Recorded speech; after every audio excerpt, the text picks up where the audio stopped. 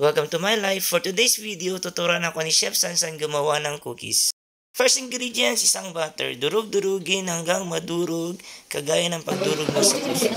Then, lalagyan ng 1 cup of sugar. After ma-mix ng butter and sugar, sa separate na lalagyan, maglalagay tayo ng 2.5 flour. So after nung dalawa, nag-decide si Chef Sansan na lagyan pa ng kalahati. Dahil paniguradong mamaya may mga takeaway dyan. So ayan, nilagyan ng kalahating flour.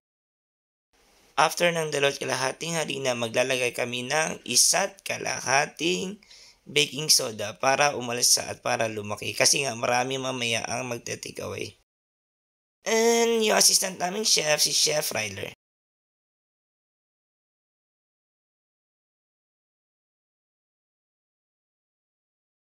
Pagkatapos malagyan ng baking soda, maglalagay kami ng chips, choco chips. After malagay yung baking powder, flour at saka chips, halo-halo hanggang mahalo. Hilo-hilo hanggang mahilo yung puso mo sa pagmamahal mo sa akin. Joke. After preparation ng mga ingredients, ihahalo na yung dalawang pot. Ayan, halo-halo. Nahalo na po pala yung butter dyan, yung may sugar. Tapos yung flour, ihalo-halo mo sila, i-mix mo sila na maayos. I-mix mo hanggang ma-mix yung pagmamahal mo sa akin. Joke.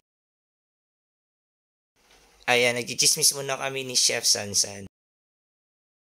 And kailangan ihalo yung dry ingredients at saka wet ingredients ng maayos. Halo-haluin mo hanggang sa maging compatible sila. Yung parang tayo compatible pero hindi naging tayo. Joke. Ayan, halo-halo. Sa sobrang bigat ng kamay ko, biglang naputol yung spatula. Pre, sorry po. Mukhang mahal pa naman ito. Sorry. Papalitan ko na lang. So after kong mahalo yung mga ingredients, ito nga, nagpe-prepare na kami ni Chef Sansan at maglalagay na kami ng mga cookies. Ayan guys, measure tayo para pantay-pantay. Kaso yung pagkaka-measure ko, hindi talaga pantay-pantay. Yung iba malalaki, yung iba maliliit.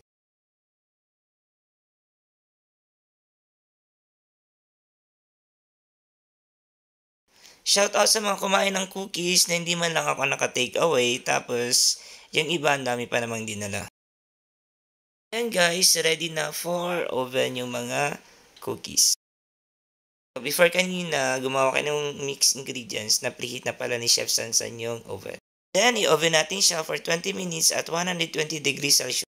Yan na guys, luto na. Ito na yung final product natin. Please like and follow. Maraming salamat po.